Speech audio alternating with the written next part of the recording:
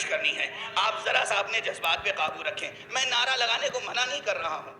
کسی عزیز نے سمجھا کہ میں نے نعرہ لگانے کو منع کر رہا ہوں, انہوں نے ایک خط لکھ کر مجھ سے معذرت کی. ایسا کچھ نہیں, ہم آپ کے جذبے کی قدردانی کرتے ہیں, ہم قدردانی کرتے ہیں, لیکن مطالب ہیں اسے کہہ لینے دیجئے. اور اس کے بعد یا علی کہنے کے لیے کوئی وقت مقرر ہے؟ یا حیدر کہنے کے لیے کوئی وقت مقرر ہے؟ اٹھتے بیٹھتے کہیے, سوتے جاگتے کہیے, کہتے رہیے. یہاں سے علی کا نام یاد کر کے جائیے اور پھر ہر سانس کے ساتھ یا علی کہیے. جتنی بار یا علی کہیے گا خدا سے نزدیک ہوتے چلے جائیے. سنیے, جناب امیر المومنین نے سلونی بھی کہا ہے, ایک بار نہیں. اس فقیر کے استاد مرحوم حضرت علامہ آیت اللہ عارف باللہ آیت اللہ علامہ سید محمد حسین حسینی تہرانی, جو اپنے وقت میں علم عرفان کے قطب تھے, کوئی ان کا ثانی نہیں تھا.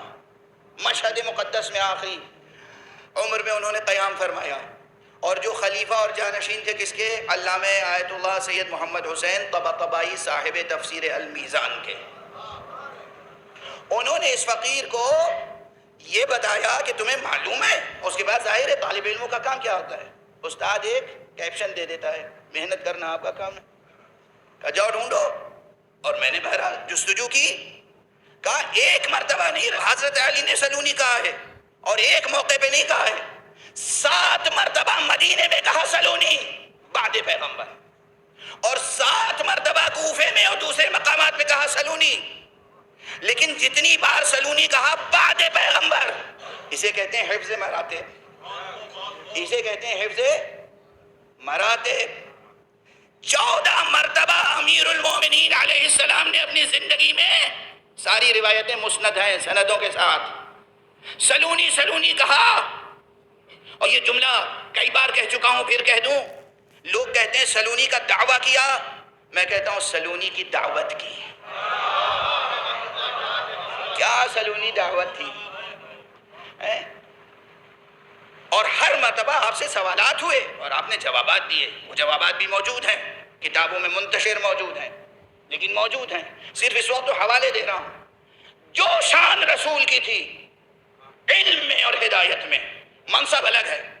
سرکار رسالت مآب محمد مصطفیٰ صلی اللہ علیہ وآلہ وسلم کے بعد کوئی نبی نہ ہوا ہے نہ ہوگا, کوئی رسول نہ ہوا ہے نہ ہوگا. کوئی حضرت علی کو پرافٹ نہ کہے, کوئی امام حسین کو پرافٹ نہ کہے. یہ وصی رسول تھے, رسول نہیں تھے. یہ جانشین نبی تھے, نبی نہیں تھے. امام حسین جانو دل پیغمبر تھے, اور صبت پیغمبر تھے, صبت نبی تھے, نواسے تھے, فرزند تھے, خود نبی نہیں تھے. نبی نہ کہیے گا, رسول نہ کہیے گا, مگر ہدایت اور علم کا جو ملکہ ہے وہ برابر سے چلتا رہا. اس لیے کہ حضور نے تو تنہا جو کچھ سکھایا ہوگا سکھایا ہی ہوگا. ابھی روایت سنا چکا ہوں کہ منبر پر سب کو بتایا, سب نے نہیں یاد رکھا, وہ ان کی کمزوری, علی نے یاد رکھا. یہ علی کی فضیلت. اور پھر علی کو اس کے علاوہ کس کس طرح سے علم عطا کیا, وہ انہی روایتوں میں سے جو سلونی کی روایتوں میں ہے. ایک مقام پر حضرت علی نے خود فرمایا, سلونی سلونی قبل ان تفقدونی ھذا لعاب رسول اللہ.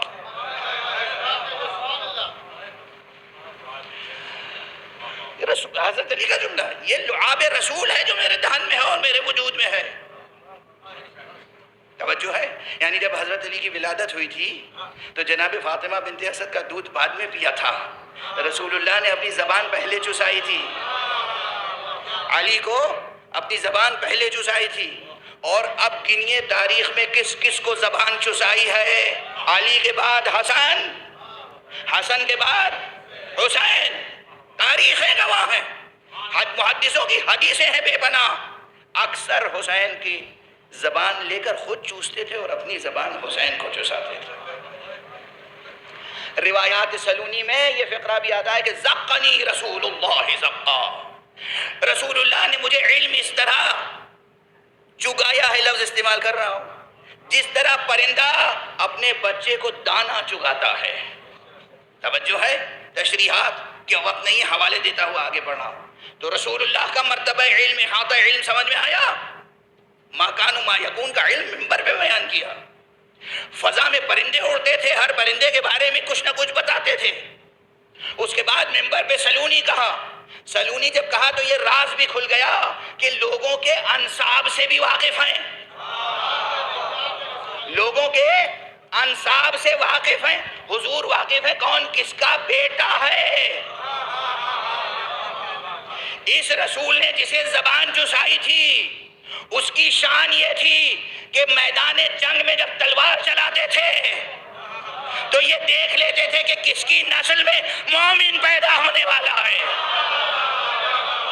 کس کی نسل میں منافق اور کافر پیدا ہونے والا ہے. جب ہم یہ روایتیں پڑھتے ہیں تو لوگ کہتے ہیں غلو، دیوانے ہو گئے ہیں، غلو کرتے ہیں، بڑھا چڑھا کے علی کی فضیلت بیان کرتے ہیں. کیا بڑھا چڑھا کے بیان کرتے ہیں؟ مگر کیا صحیح بخاری میں روایت موجود نہیں ہے کہ رسول اللہ سے لوگوں نے اپنے نسب کی تصدیق کی اور رسول اللہ نے بیان کیا؟ تو کیا رسول اللہ نے یہ علم حضرت علی کو نہیں دیا تھا؟ رسول اللہ نے حضرت علی کو علم دیا، اور وہ علم صرف منبر پہ ظاہر نہیں ہوتا تھا. علی تو جہاں ہوتے تھے وہاں علم ظاہر ہوتا تھا. علی علیہ السلام کے چاہنے والوں نے جو آپ کی تعریف کی ہے اس میں ایک فقرہ یہ بھی ہے، یتفجر العلم من جوانبہ وتنطق الحکمت فی نواحی من نواحی. ارے علم تو ان کے جسد کے گویا ہر ذرے سے پھوٹتا تھا، چشمہ جاری ہوتا تھا علم کا. یعنی مجھے کہنے دیجئے، علی کی زبان جب گویا ہوتی تھی تب بھی علم ظاہر ہوتا تھا، علی کی آنکھوں سے بھی علم ظاہر ہوتا تھا، علی کے انداز سے بھی علم ظاہر ہوتا تھا، علی کی رفتار سے بھی علم ظاہر ہوتا تھا. علی کا سایہ کہیں پڑ جائے تو وہاں بھی علم کی چھوٹ پڑ جاتی تھی. کیسے بد نصیب تھے وہ جن پہ علی کا سایہ بھی نہ پڑ سکا. جناب امیر المومنین کہ علم کا اندازہ اس سے دیکھیے کہ وہ در ہیں کس شہر کے. جو یہاں تک آیا علم وہی حسن تک گیا، وہی حسین تک گیا.